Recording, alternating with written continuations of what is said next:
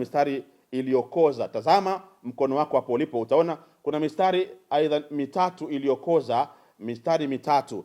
Lakini hii mistari mitatu, itazama vizuri hapo, utaona hii mistari ina majina yake. Naomba nianze hivyo nikuelekeze, ina majina yake.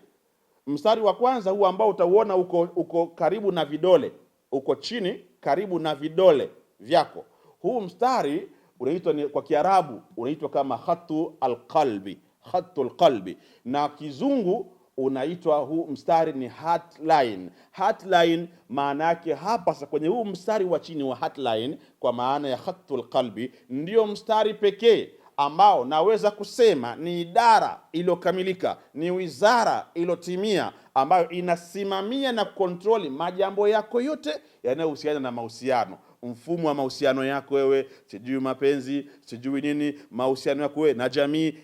Mstari huu hapa, huu wa chini, ndio mstari ambao ni unazingatia idara hiyo ya masala ya mahusiano yako. Vipi itakuwa? Ni tafiti wala si maneno yangu tu. Twende vizuri, utasikiliza na utaelewa kwamba nilimaanisha na hivyo ndivyo ilivyo. Kwa mstari wa chini wa kwanza unaitwa khatul qalbi kwa Kiarabu, Kizungu ni heart line. Zingatia hilo. Kisha kuna mstari wa pili utauona, wa tatu upo katikati. Huu mstari wa kati unaitwa khatul ras au khatul hikma kwa Kiarabu, kwa Kizungu ni headline. Huu mstari wa headline una maana kubwa. Huu ni idara maalum, ni sekta maalum, ni wizara maalum ambayo ina control utu wako wewe. Utu wako ukoje? Ufahamu wako wa kichwa, akili zako, lakini pia hata ule uwezo wa kufikiri, mawazo yako. Wewe ni mtu mtulivu kichwa kiasi gani?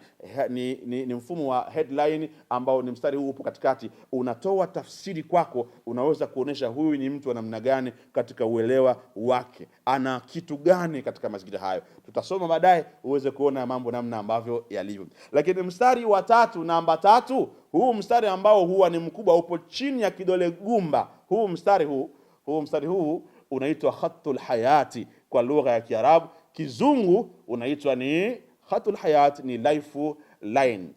Life line maana yake ni line hii ambao inadili. Huu sa mstari jukumu lake umeandaliwa maalum na umepewa ujumbe na usimamizi wa sekta inayodili na maisha yako yote, mfumo wako wa maisha, kazi na vinginevyo, upo katika khatu alhayati. Mstari huu ambao ni lifeline, huu ndo ambao unazungumzia masala hayo. Lakini kuna wengine wamejaliwa kuwa na mistari minne, na hawa sio watu wengi, ni wachache. Kama vile mimi mashallah ni miongoni mwa hawa ambao kiganja changu kina mistari mikuu minne. Sijui na wewe, tazama vizuri kama unao wanne. Mstari wa nne huwa unakuwa upo katikati hapa, unapita katikati ya mistari hiyo mitatu, unakuwa unawiva, unakolea na wenyewe pia. Mistari hii ina maana. Mstari huu wa nne sio kila mtu anao, ni wachache wanao, na alhamdulillah mimi hapa hata ukinizoom kamera ikizoom itaona kwamba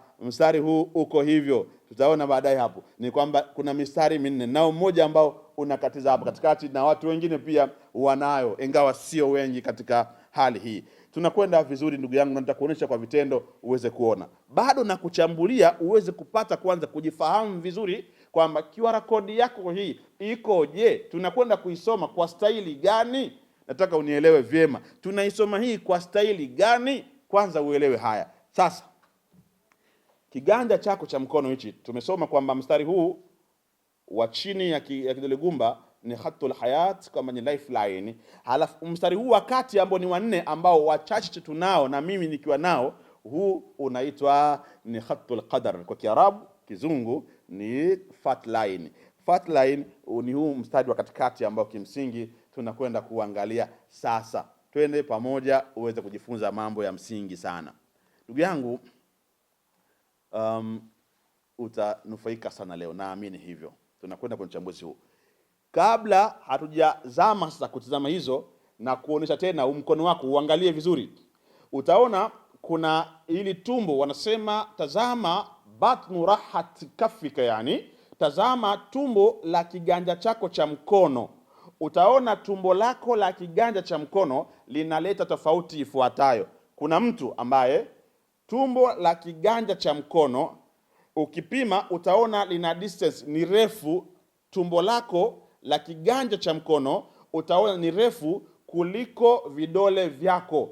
Yaani pale ambapo panapoanzia kiganja cha mkono kwenye kona, kwenye fundo la mkono kuja mpaka pale ambapo inaanzia vidole vyako, unaweza kuona kuna mtu ambaye eneo hili tumbo lake la kiganja cha mkono lenyewe linakuwa ni refu zaidi kuliko vidole vyake. Fahamu kama wewe mkono wako uko hivyo, wewe una tafsiri yako maalumu, una jambo ambalo linaeleza mkono huo ambao tumbo lako la kiganja cha mkono limeonekana ni refu zaidi kuliko vidole pale vinavyoanzia na vinapoishia. Wewe unayo tafsiri maalum kabisa ambayo yatakiwa uwe makini kunifuata. Na kuna mwingine inawezekana ni wewe hapo sasa, tumbo la kiganja cha mkono, yani batnu rahati kafika, yani tumbo la kiganja cha mkono, mtu mwingine unapata kwamba lenyewe linakuwa ni fupi, alafu vidole vyako ni virefu zaidi kuliko tumbo la kiganja cha mkono. Angalia wewe mwenyewe, ni shahidi, unaweza ukaona hivyo kwamba tumbo la kiganja cha mkono, nikizungumza tumbo hilo ninamaanisha hivi, unaanza kuanzia kwenye fundo la mkono hapa kuja mahala panapoanzia vidole. Kuna mwingine inakuwa ili tumbo la kiganja cha mkono linakuwa ni fupi kidogo, alafu vidole vyake vinakuwa ni virefu zaidi kuliko distance ya tumbo la kiganja cha mkono. Huyu naye ana tafsiri yake, ana maana yake kabisa, QR code yake inasoma vyema. Lakini pia kuna mtu mwingine ambaye yeye kiganja chake cha mkono, tumbo hili la kiganja cha mkono na vidole vyake vipo katikati, viko size, vimebalance, kwamba tumbo lake liko sawa sawa akipima na vidole vyake pia viko sawa sawa, amepata balance. Huyu mtu pia ana tafsiri yake na mambo yanakwenda hivyo. Kwangu mimi, mkono wangu, tumbo langu la kiganja cha mkono ni refu zaidi kuliko urefu wa vidole. Nikipima hivi kutoka hapa panapoanzia vidole mpaka mwisho wa vidole vyangu, tena hasa hichi kidole kirefu hichi, utaona distance yangu ni ndogo sana hapa ukilinganisha na kuanzia ambapo tumbo la kiganja changu cha mkono kinaanzia. Lakini bado nataka mkono wako uone vizuri, uelewe, ili tukianza kusoma ujue tunasomaje. Bado tazama vizuri vidole vyako hivi. Kwa Kiarabu tunaviita hivi, hichi kidole kidogo kinaitwa khinsar, al-khinsar kwa Kiarabu. Alafu kinachofuata hichi kinaitwa binsar au kidole pete. Hichi kidole huwa ni kidole cha pete, cha kuvalia pete, wanaita hivyo. Alafu kuna al-wusta, kidole cha kati hichi ambacho huwa ni kirefu zaidi kuliko vidole vingine. Alafu kuna as-sababa, hichi hapa, kidole hichi huitwa kidole matusi au kidole shahada. Matusi ni kwa vile ambavyo mtu akikasirika hutumia hichi. Yaani wewe, maana yake kinaashiria sana mara nyingi kwenye mapambano na hasira. Wewe. Hichi kidole kaitwa kidole matusi. Lakini hichi sisi wengine tunasema kidole shahada, cha kufanyia shahada. Alafu hichi kikubwa kinaitwa al-ibham, kidole gumba hichi. Vidole vyako vya mkono vitazame. Utaona hivi. Chukua vidole hivi vitatu. Utaona kidole chako, inawezekana kuna mtu ambaye kidole hichi cha shahada au kidole matusi unaweza kukuta ni kirefu zaidi kuliko hichi kidole kingine cha pete ambacho kinazunguka kidole hichi cha kati kirefu. Kwa unaweza kukuta wewe kwako kidole cha shahada ni kirefu zaidi kuliko kidole hichi cha pete. Ukiona hivyo kuna maana yake. Naomba nikuwekee hapo kidogo uweze kujifunza. Mtaalamu wangu hapa, wataalamu, naomba niwekee hapo tuweze kujifunza, mtu aweze kuona. Tazama hii. Ninamaanisha hichi hapo. Tazama. Unaona? Yes. Hicho kidole umekiona, kidole cha shahada, kidole cha matusi hicho nimesema ni kirefu zaidi kuliko kidole hichi cha pete. Umeona hapo? Nimekuwekea maki, nimeandaa hivi na kuweka alama hiyo ili uweze kunielewa vizuri. Hapo umeona vizuri. Okay? Sawa.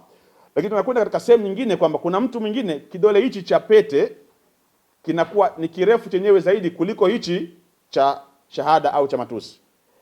Ukiona hivyo kuna tafsiri yako maalumu, na nakuwekea pia hapa uone. Tazama hichi kidole cha pete namna kilivyo. Hichi hapa.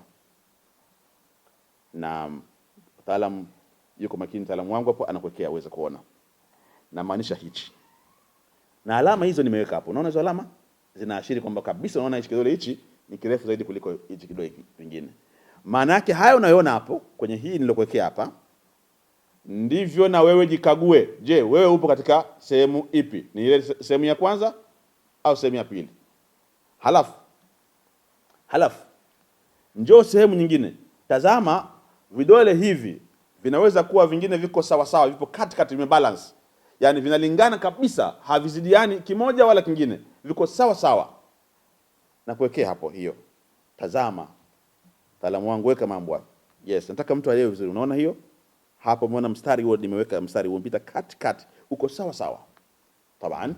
Haya ni mambo ambayo kimsingi nimetaka uweze kufahamu. Sasa kila aina ya mabadiliko hayo unayaona ya kidole hicho kuwa kidogo kifupi, kingine kirefu, kingine kirefu, kingine kifupi, lakini pia na mfumo huu wa tumbo la kiganja cha mkono na urefu wa vidole pia, vyote hivi vina tafsiri yake katika mambo yako yote ambayo wewe yanakuhusu. Sasa naomba tuingie kwenye kutafsiri sasa hii mistari, ili hapa ndio na wewe uweze kujiangalia, ujikague, ujue je, wewe ukoje?